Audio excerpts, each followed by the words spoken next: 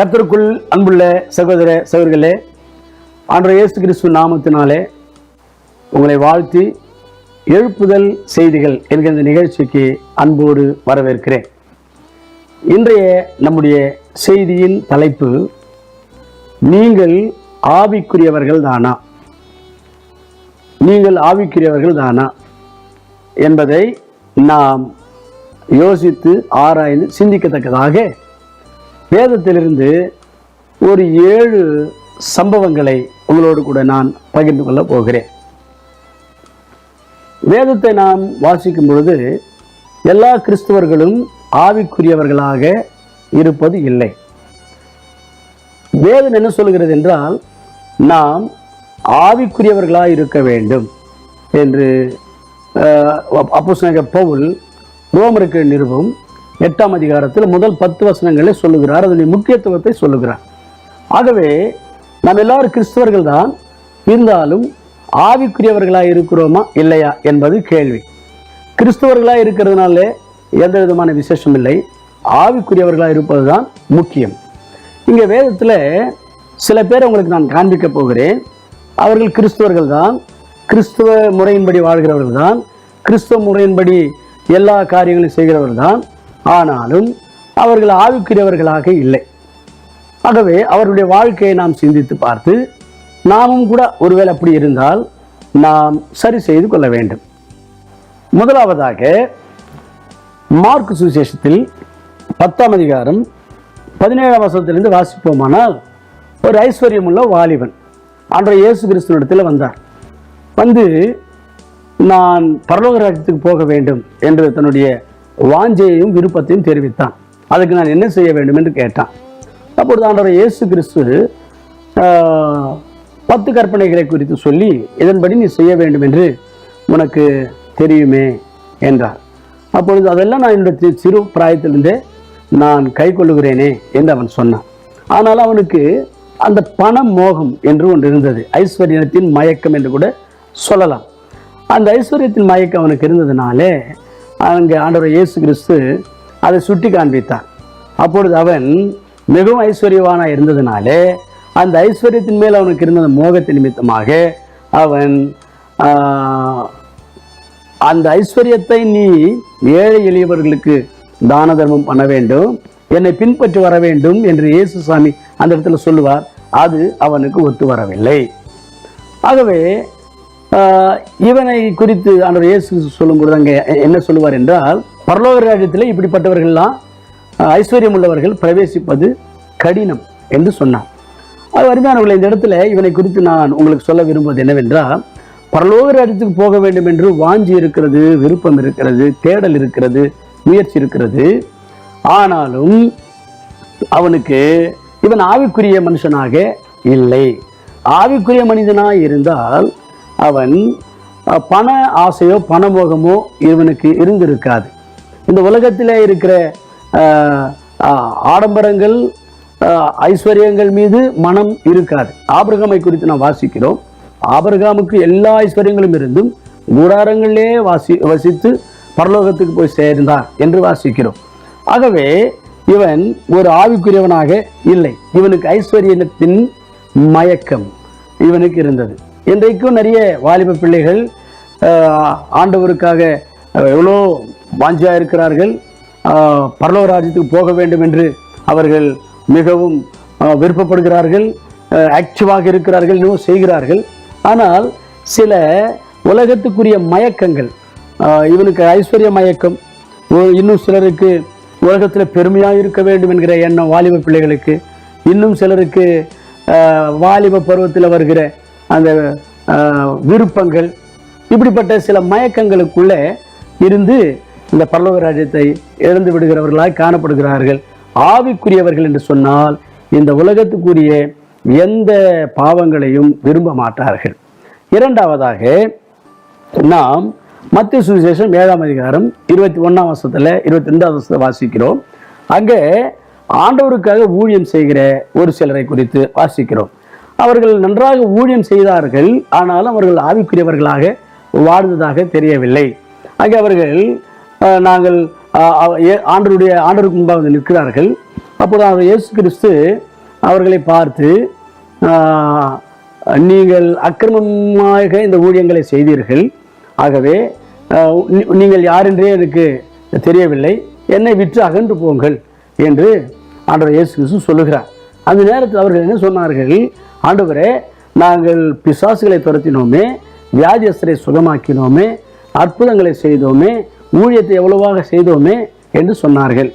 ஆக இங்கே நம்ம என்ன பார்க்கிறோம் என்று சொன்னால், இவர்களெல்லாம் ஊழியம் செய்தவர்கள் தான், ஆனாலும் ஆண்டவருடைய சித்தத்தின்படி இவர்கள் செய்யவில்லை. விசேஷமாக இவர்களை ஒரு ஆவிக்குரியவர்களாக இவர்களை நாம் பார்க்க முடியவில்லை. இவர்கள் ஆவிக்குரியவர்களாக இருந்தால் இவர்களை ஆண்டவர் ஏற்றுக்கொண்டிருப்பார். இவர்கள் தங்களுடைய சுய விருப்பங்களின்படி வாழ்ந்தார்கள். அதனாலே இவர்களை ஆண்டவர் ரிஜெக்ட் பண்ணிவிட்டார். ஆகவே ஒரு ஆவிக்குரிய மனிதன் என்று சொன்னால் தன்னுடைய சுய விருப்பங்களின்படி வாழ்ந்து கொண்டிருக்கக்கூடாது. தன்னுடைய சுய விருப்பங்களின்படி வாழ்ந்து கொண்டிருக்கிறவன், சுய விருப்பங்களின்படி ஊழியங்களை செய்கிறவன் எல்லாம் ஆவிக்குரியவன் என்று நாம் ஏற்றுக்கொள்ள முடியாது. ஆவிக்குரியவன் என்று சொன்னால் ஆண்டவருடைய சித்தத்தின்படி எதையுமே செய்ய வேண்டும். அவன் தான் ஆவிக்குரிய மனிதன். ஆகவே உங்களை நீங்கள் யோசித்து பாருங்கள். நீங்கள் ஊழியத்தில் அதிகமாக அங்கங்கே ஓடுகிறவர்களாக, உற்சாகமாக இருக்கிறவர்களாக இருக்கிறீர்களோ என்னவோ எனக்கு தெரியல. நல்லது தான், மகிழ்ச்சி தான். ஆனாலும் ஆண்டவருடைய சித்தத்தின்படி அவைகளை நீங்கள் செய்யாத பட்சத்தில் உங்களுடைய ஆவிக்குரிய வாழ்க்கை ஆண்டவருக்கு முன்பாக எடுபடாது என்பதை இன்றைக்கு புரிந்து கொள்ள வேண்டும். மூன்றாவதாக லூக்கா சுவிசேஷம் 18ஆம் அதிகாரத்தில் இன்னொரு நிகழ்ச்சி. அங்கே 11ஆம் வசனத்திலிருந்து 14ஆம் வசனம் வரைக்கும் வாசிப்போமானால், அங்கே ஒரு மனிதன் ஆலயத்துக்குள்ளே ஜெபம் பண்ணத்தக்கதாக போகிறான். பரிசேயன். அவன் அங்கே ஒரு பாவியாகிய ஒரு ஆயக்காரனை வந்து ஜெபம் பண்ணி கொண்டிருந்தான். இவன் ஜெபம் பண்ணும்போது இவன் என்ன சொன்னான்? ஆண்டவரே, நான் தசம்பாகங்களை ஒழுங்காய் கொடுக்கிறேன், நான் எந்த அநியாயமும் பாவமும் பண்ணுவதே இல்லை, நான் வாரத்தில் 2 நாள் உபவாசம் இருக்கிறேன், இதெல்லாம் சொன்னார். இதெல்லாம் உண்மைதான். ஆனாலும் இவனை ஆண்டவராக இயேசு கிறிஸ்து அந்த இடத்துல என்ன சொன்னார்? இவன் நீதிமானே இல்லை என்று சொல்லிவிட்டார். ஏன் அந்த மாதிரி சொன்னார் என்று சொன்னால், அங்கே ஜெபம் பண்ணுவதற்காக வந்திருந்தானே அந்த ஆயக்காரன், அவன் மிகுந்த பாவங்களை செய்தவன். அவனை பார்த்து, அவனுடைய குற்றங்களை பார்த்து, இவனை போல நான் இல்லை ஆண்டவரே, உமக்கு ஸ்தோத்திரம் என்று சொன்னான். அங்கே அவனுடைய நீதியெல்லாம் அடிபட்டு போச்சு. அங்கே அவன் ஒரு நீதிமான, அது ஒரு ஆவிக்குரிய மனிதனாக அங்கே அவன் தன்னை நிரூபித்துக் கொள்ள முடியவில்லை.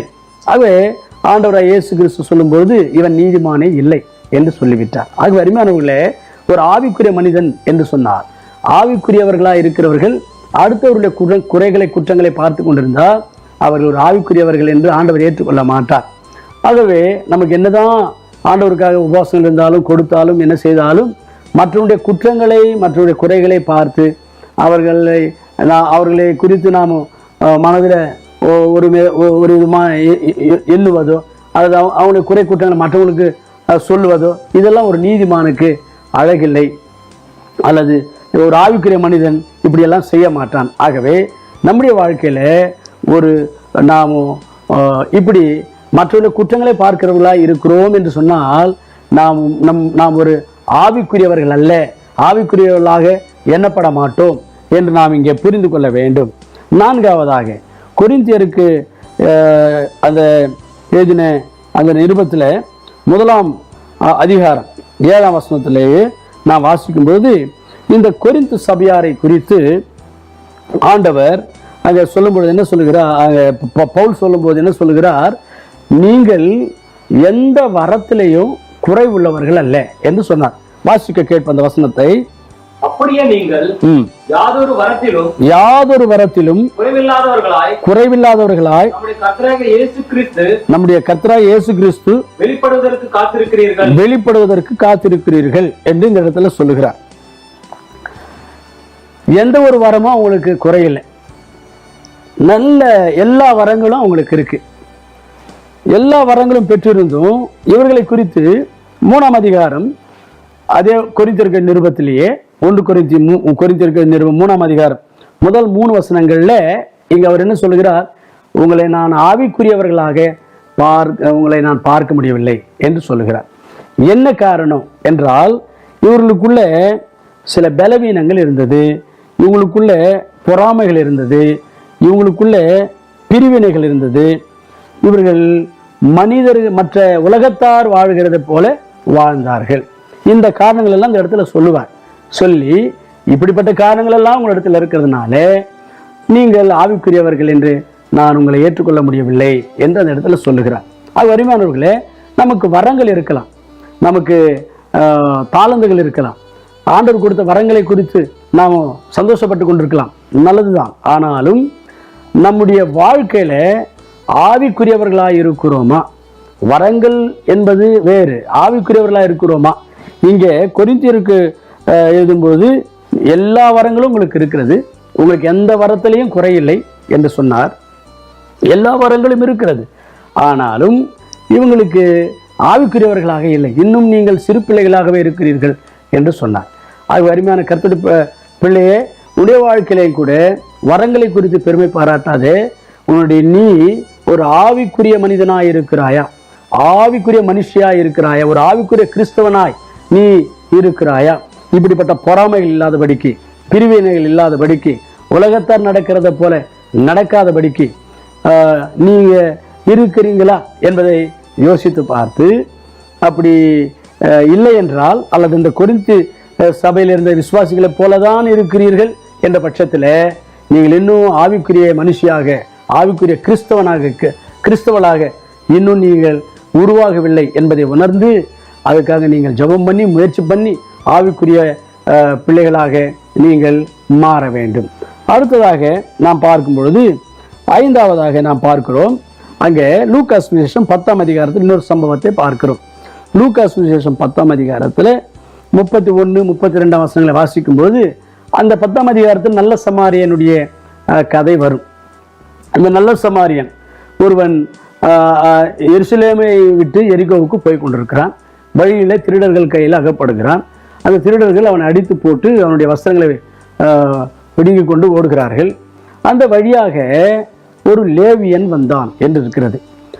அதுக்கு அவன் பார்த்தும் பார்க்காதது போல கண்டு கொள்ளாமல் போய்விட்டான். அடுத்ததாக ஒரு ஆசாரியன் வந்தான் என்று இருக்கிறது. அவனும் அவனை பார்த்து கண்டு கொள்ளாமல் போய்விட்டான். அதுக்கு பிறகுதான் சமாரியா பட்டணத்திலிருந்து ஒருவன் வந்தான். அவன் வந்து விழுந்து கிடந்த அந்த மனுஷனை பார்க்கிறான். விழுந்து கிடந்த அந்த மனுஷனை பார்த்து அவனுக்கு அவன் மேல் இறக்கப்பட்டு அவனுக்கு சில காயங்களை கட்டி தன்னுடைய கழுதின் மேல் உட்கார வைத்து கொண்டு சத்திரத்தை கொண்டு போய் அங்கே விட்டு போனான் என்று நம்ம வாசிக்கிறோம். இங்கே விஷயம் என்னவென்றால், இங்கே ஒரு மனிதன் விழுந்து கிடக்கிறான். அவனுக்கு அந்த இடத்துல அவனுக்கு குலையுயிராய் கிடக்கிறான். செத்து போகிற ஒரு நிலைமையில இருக்கிறான். ஆனால் லேவியன் வருகிறான். அங்கே பார்த்தும் பார்க்காதது போல கண்டு கொள்ளாமலே போகிறான். அதுக்கு பிறகு ஆசாரியன் ஒருவன் வருகிறான். அவனும் பார்த்து கண்டு கொள்ளாமலே இந்த லேவியன் யார், இந்த ஆசாரியன் யார் என்று பார்த்தால், தேவனுடைய ஆலயத்தில் ஊழியம் செய்வதற்காக ஆண்டவரால் தெரிந்து கொள்ளப்பட்ட அபிஷேகிக்கப்பட்டவர்கள். ஆனாலும் ஆண்டவருடைய ஊழியங்களை செய்து கொண்டிருக்கிறார்கள். ஆண்டவரால் அபிஷேகம் பெற்றுக்கொண்டார்கள். ஆனால் உன்னை போல பிறனை நேசி என்கிற அந்த விஷயத்தில் அவர்கள் தவறிவிட்டார்கள். யார் கெட்டு போனாலும், யார் செத்து போனாலும், யார் அழிந்து போனாலும் அதை குறித்தெல்லாம் இவங்களுக்கு கணக்கில்லை. இவங்களுக்கு அந்த ஆலயத்தில், அந்த ஆசரிப்பு கூடாரத்தில் ஊழியங்களை நிறைவேற்ற வேண்டும், ஆலயத்தில் ஊழியங்கள் நிறைவேற்ற வேண்டும். இதுதான் இவர்களுக்கு இருந்த மனப்பான்மை. இவர்களை குறித்து நாம் என்ன சிந்திக்கிறோம் என்றால், இவர்களும் கூட ஒரு ஆவிக்குரிய சிந்தையுள்ளவர்களாகவோ, ஆவிக்குரிய கிறிஸ்தவர்களாக, ஆவிக்குரிய பிள்ளைகளாகவோ இவர்கள் நம்மால் பார்க்க முடியல. உண்மையாகவே ஒரு ஆவிக்குரிய பிள்ளைகள் என்று சொன்னால் முழு மனதோடு கர்த்தரை நேசிப்பதோடு கூட அழிந்து போகிற மற்றவர்களை குறித்து ஒரு கரிசனை இருக்கும், ஒரு அன்பு இருக்கும். அவங்களை எப்படியாவது கர்த்தருக்குள்ள வழிநடத்த வேண்டும் என்கிற பாரம் இருக்கும். அப்படிப்பட்ட ஒரு பாரம் இல்லாத பட்சத்தில் அது ஒரு ஆவிக்குரிய சிந்தை அல்ல, அது ஒரு ஆவிக்குரிய மனிதனும் அல்ல. ஆகவே இவர்களை குறித்து நான் வாசிக்கும் பொழுது, இவர்கள் தேவனுடைய ஆலயத்தில் சேவை செய்தாலும் அவர்கள் ஆவிக்குரியவர்கள் இல்லை என்பதை நாம் இங்கே வாசிக்கிறோம். ஆகவே நாம் நம்முடைய ஆலயங்களில் அல்லது நம்முடைய திருச்சபையில நம்ம எப்பேற்பட்ட பொறுப்புகள்ல இருந்தாலும், நம்ம எப்பேற்பட்ட பதவிகள்ல இருந்தாலும், எப்பேற்பட்ட ஒரு ஸ்தானத்துல இருந்தாலும், அழிந்து போகிற ஆத்துமாக்களை குறித்து, தன்னுடைய பாவ வாழ்க்கையில செத்து போய் கொண்டிருக்கிற ஆத்துமாக்களை குறித்து ஒரு பாரம் இல்லை, ஒரு அக்கறை இல்லை, கண்டுகொள்ளாமலே இருக்கிறோம் என்று சொன்னால் அது ஆவிக்குரிய மனிதனுக்கு அடையாளம் அல்ல. நாம் இன்னும் ஆவிக்குரிய மனிதர்களாய் உருவாகவில்லை. ஒரு கிறிஸ்தவர்களாக, ஒரு திருச்சபையில ஒரு தலைவர்களாக இருக்கிறோம் வழி ஆவிக்குரிய சிந்தை நமக்கு இன்னும் வரவில்லை என்பதை நாம் புரிந்து கொண்டு அந்த நிலையிலிருந்து மாற வேண்டும். ஆறாவதாக இன்னொரு சம்பவத்தையும் லூக்கா சுவிசேஷம் 10ஆம் அதிகாரத்தில் நாம் வாசிக்கிறோம். பெத்தனியா என்கிற ஒரு கிராமம். அந்த கிராமத்தில் மரியாள், மார்த்தாள், லாசர், இந்த 3 பேர் கொண்ட ஒரு குடும்பம் இருந்தது.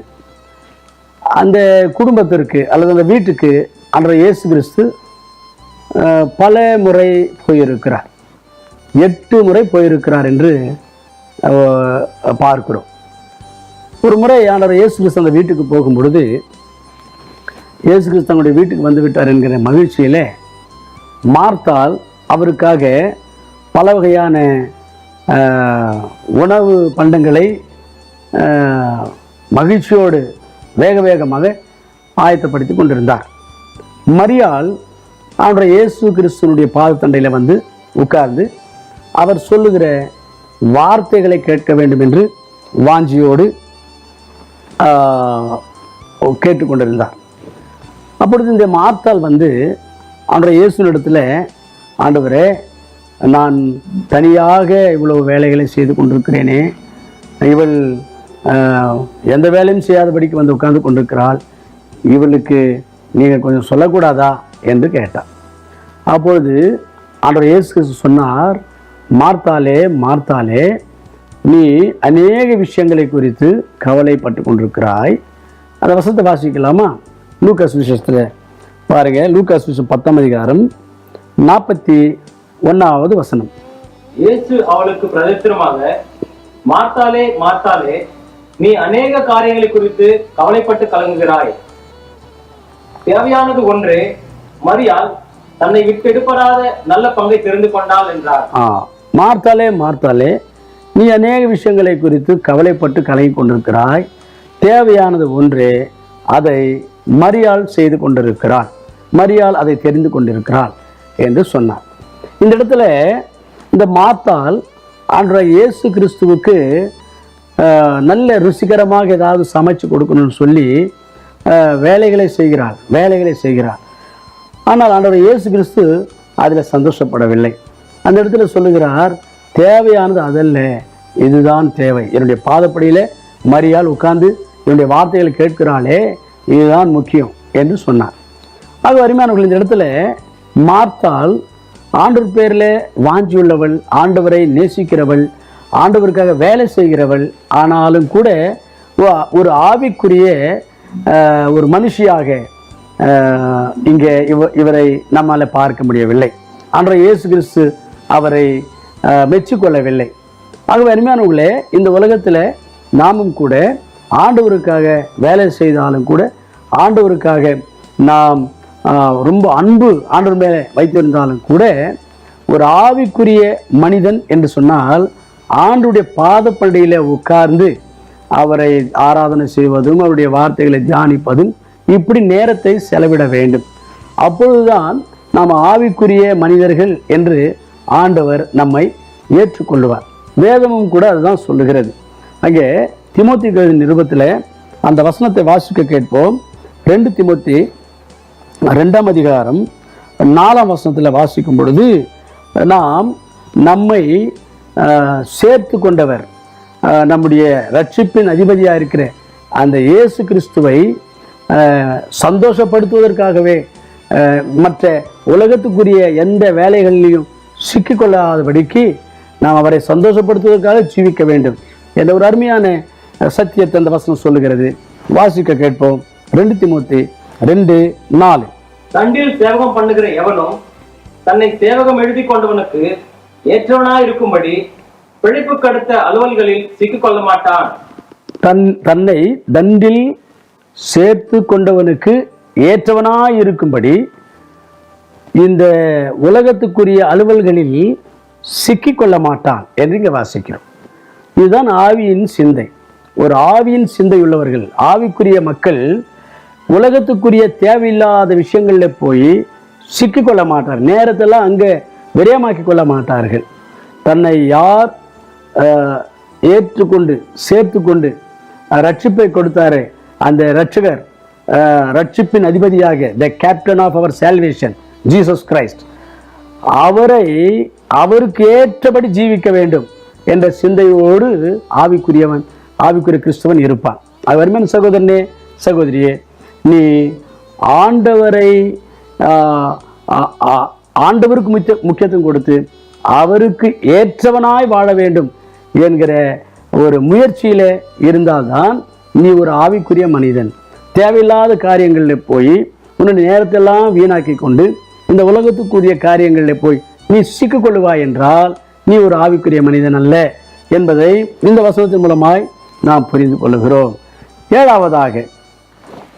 ஏழாவதாக இஸ்ரவேலரை குறித்து இங்கே ரோமருக்கு நிருபத்தில் ஒரு வசனத்தை வாசிக்கிறோம். 10ஆம் அதிகாரத்தில் இந்த இஸ்ரவேல் மக்களை குறித்து அந்த ரோமருக்கு நிருபம் 10ஆம் அதிகாரம் முதல் 3 வசனங்களை நாம் வாசித்தால், குறிப்பாக 3ஆம் வசனத்தை வாசிக்க கேட்போம். அதிலிருந்து ஒரு சத்தியத்தை நாம் தியானிக்க போகிறோம். 3வது வசனம், எப்படி என்றால் அவர்கள் தேவனுடைய நீதியை அறியாமல் தங்கள் சுயநீதியை நிலைநிறுத்த தேடுகிறபடியால் தேவ நீதிக்கு கீழ்ப்படியாதிருக்கிறார்கள். அவருடைய அந்த மேலே முதல் வசனம் 2ஆம் வசனம் வாசிப்போம் என்றால், இந்த இஸ்ரவேல் மக்களுக்கு ஆண்டவர் மேல் இருந்த வைராக்கியத்தை குறித்து பவுல் சொல்லுவார். அந்த வைராக்கியம் ஒரு ஞானம் இல்லாத வைராக்கியம். அவர்கள் அந்த மதத்தில் அல்லது அந்த கடவுள் பேரில் ஒரு வைராக்கியம் இருக்கிறது ஒழிய நீதியின்படி நான் வாழ வேண்டும், நீதிமான்களாய் ஜீவிக்க வேண்டும் என்ற ஒரு சிந்தை அவர்களுக்கு இல்லையாம். நீதியை இக்னோர் பண்ணிவிட்டு நீதியின்படி வாழ வேண்டும் என்கிற அந்த கான்செப்டை இக்னோர் பண்ணிட்டு வைராக்கியமாக இருக்கிறார்கள் என்று இங்கே நாம் வாசிக்கிறோம். அருமையானவர்களே, இது ஒரு ஆவிக்குரிய மனிதனுக்கு அடையாளம் அல்ல. ஒரு ஆவிக்குரிய மனிதனுக்கு என்ன அடையாளம் என்றால், ஆண்டவருக்காக வைராக்கியமாகவும் இருக்க வேண்டும், ஆண்டவர் சொன்ன நீதியின்படியும் நடக்க வேண்டும். இங்கே இஸ்ரவேல் மக்கள் ஆவிக்குரியவர்களாக அவர்கள் இல்லை என்று அங்கே பவுல் சொல்லுகிறதை நாம் இங்கே கவனிக்க முடிகிறது. அருமையான சகோதரனே, சகோதரியே, நம்முடைய வாழ்க்கையிலையும் கூட நாம் ஆவிக்குரிய மனிதர்களாக இருக்க வேண்டும். கிறிஸ்தவர்களாக இருக்கலாம், ஊழியம் செய்ய வாஞ்சி உள்ளவர்களாக இருக்கலாம், கடவுளுக்கு சேவை செய்கிறவர்களாக இருக்கலாம், கடவுளுக்கு கொடுக்கிறவர்களாக இருக்கலாம், இன்னும் கூட ஆண்டவருக்காக நிறைய காரியங்களை செய்வதற்கு மிகவும் வேகமாக இருக்கலாம். எல்லாம் தேவைதான், நல்லதுதான். ஆனாலும் ஆவிக்குரிய மனிதர்களாக இருக்கிறோமா, ஆவிக்குரிய கிறிஸ்தவர்களாக இருக்கிறோமா? அந்த ரோமர் 8ஆம் அதிகாரத்தில் உள்ள அந்த 10 வசனங்களை தயவு செய்து நீங்கள் வாசியுங்கள். அங்கே ஒரு ஆவிக்குரிய மனிதனுக்கும் கிறிஸ்தவர்களுக்குள்ளவே ஒரு மாம்சத்துக்கு ஏதுவாய் மாம்சத்தின்படி நடக்கிற கிறிஸ்தவர்களையும் குறித்து, ஆவியின்படி நடக்கிற கிறிஸ்தவர்களை குறித்து, அது ஆவிக்குரிய சிந்தையோடு நடக்கிற கிறிஸ்தவர்களை குறித்து அந்த ரோமருக்கு நிருபத்தில் 8ஆம் அதிகாரம் முதல் 10 வசனங்களில் அந்த வித்தியாசத்தை பார்க்க முடிகிறது. நாம் ஆவிக்குரியவர்களாக இருக்கிறோமா, நீங்கள் ஆவிக்குரிய சிந்தையோடு கூட வாழ்ந்து கொண்டிருக்கிறீங்களா என்பதை யோசித்து பார்த்து ஆவிக்குரிய மக்களாக வாழ்ந்தால்தான் ஆண்டவரிடத்தில் நாம் எடுபடுவோம், ஆண்டவர் நம்மை அங்கீகரிப்பார், ஆண்டவர் நம்மை ஆஸ்வதிப்பார். இல்லாத பட்சத்தில் ஆண்டவர் நம்மை ஏற்றுக்கொள்ள மாட்டார். நம்முடைய நீதி அல்லது நம்முடைய காரியங்கள் ஆண்டவர் அதுக்கேற்ற ஆசீர்வாதம் நமக்கு இருக்காது என்ற விஷயங்களை நிறைய சம்பவங்கள் மூலமாய் இன்றைக்கு நாம் கற்றுக்கொண்டோம். நாம் கூட எவைகளில் திருத்திக் கொள்ள வேண்டும், திருத்திக் கொண்டு ஆவிக்குரிய சிந்தையோடு ஜீவிப்போமாக.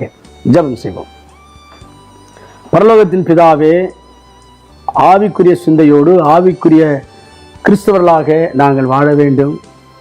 மாம்ச சிந்தையோடு மாம்ச காரியங்களை செய்கிற கிறிஸ்தவர்களாய் நாங்கள் வாழக்கூடாது என்று நீர் அதனால் என்னென்ன நஷ்டங்கள் இருக்கிறது என்று ரோமருக்கு நிருபம் 8ஆம் அதிகாரம் முதல் 10 வசனங்கள் வாசிக்கிறோம். வேதத்தில் நிறைய பேர் ஆண்டவரே, கர்த்தருக்காக வாஞ்சியுள்ளவர்கள், வைராக்கியம் உள்ளவர்கள் எல்லாம் பார்த்தோம். ஆனால் அவர் ஆவிக்குரிய சிந்தை உள்ளவர்களாய் அவர்களை நாங்கள் பார்க்கவில்லை. நாங்கள் அப்படி இருக்கக்கூடாது ஆண்டவரே. நாங்கள் ஆவிக்குரிய சிந்தையோடு கூட ஆவிக்குரியவர்களாக ஜீவிக்கத்தக்கதாக எங்களுக்கு நீர் கிருபை செய்து சக்தியை கொடுத்து எங்களை வழி நடத்துவீராக. இயேசுவின் நாமத்தில் ஜெபிக்கிறோம் நல்ல பிதாவே. ஆமென்.